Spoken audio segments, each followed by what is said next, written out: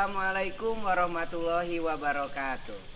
Hello friends, hari ini kita akan belajar kembali tentunya dalam pelajaran Islamic Studies. Dan hari ini kita akan membahas surat Al-An'am.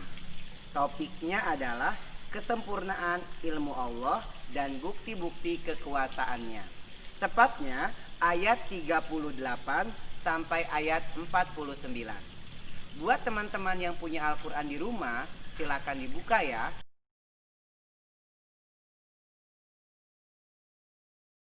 Di dalam surat Al-An'am ayat 38, Allah menjelaskan telah menciptakan binatang-binatang di muka bumi ini. Coba kita lihat. Salah satunya, Allah telah menciptakan hewan-hewan di bawah ini. Boleh dilihat. Allah menciptakan ikan-ikan dan ada lagi sebelah sana kura-kura. Nah, itu adalah salah satu bentuk kekuasaan Allah Subhanahu wa taala. Selain binatang-binatang seperti ikan dan kura-kura, Allah juga menciptakan burung. Dijelaskan dalam ayat 38, burung lengkap dengan sayapnya. Coba bayangkan kalau burung tanpa sayap, pasti namanya bukan burung, karena kalau tanpa sayap, burung tidak akan terbang. Itu adalah salah satu kecil tanda kekuasaan Allah yang dijelaskan dalam surat Al-An'am.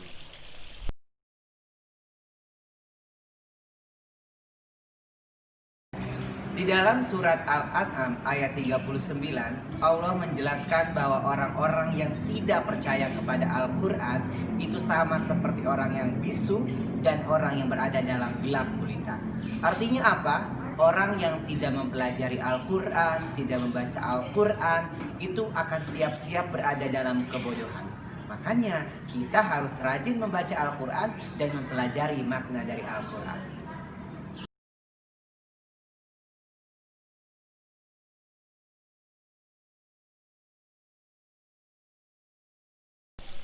Kemudian Allah juga menyeru kepada kita agar kita berdoa kepada Allah, memohon pertolongan, memohon perlindungan, serta memohon apapun hanya kepada Allah.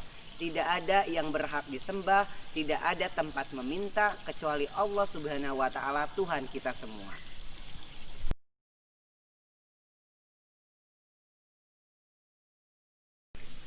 Allah Subhanahu wa taala telah mengutus nabi dan rasul pada setiap umat.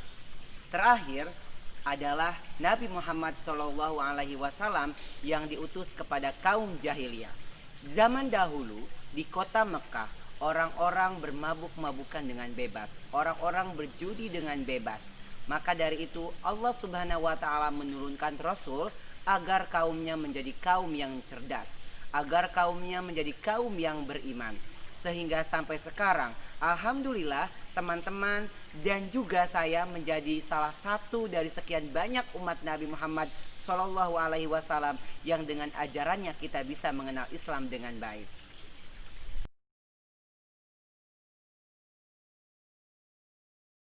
Di ayat 48, Allah Subhanahu wa taala menjelaskan bahwa Rasul itu diutus untuk mempunyai dua peran.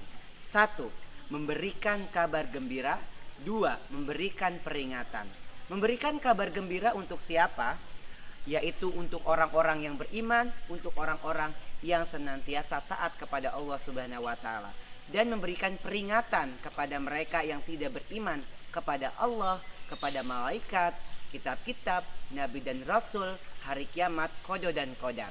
Maka dari itu, semoga kita semua senantiasa termasuk golongan yang beriman dan senantiasa diberikan kabar gembira oleh Rasulullah Shallallahu Alaihi Wasallam.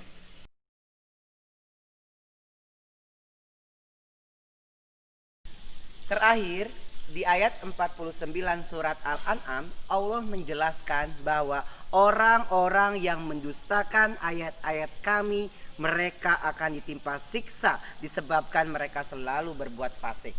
Maka dari itu teman-teman, mempelajari Al-Quran adalah kewajiban kita sebagai umat muslim laki-laki dan umat muslim perempuan. Terus belajar bersama Al-Quran, terus belajar keislaman, dan terus melaksanakan perintah Allah Subhanahu wa taala agar kita kelak ditempatkan di surganya. Amin ya rabbal alamin. Itu saja untuk hari ini teman-teman. Semoga pembelajaran hari ini menjadikan kita ilmu yang bermanfaat dan kita dijadikan golongan yang senantiasa beriman tidak hanya kepada Allah tetapi juga kepada malaikat, kitab-kitab Allah, nabi dan rasul, hari kiamat, serta yang terakhir qada dan qadar. Terima kasih atas segala perhatiannya. Assalamualaikum warahmatullahi wabarakatuh.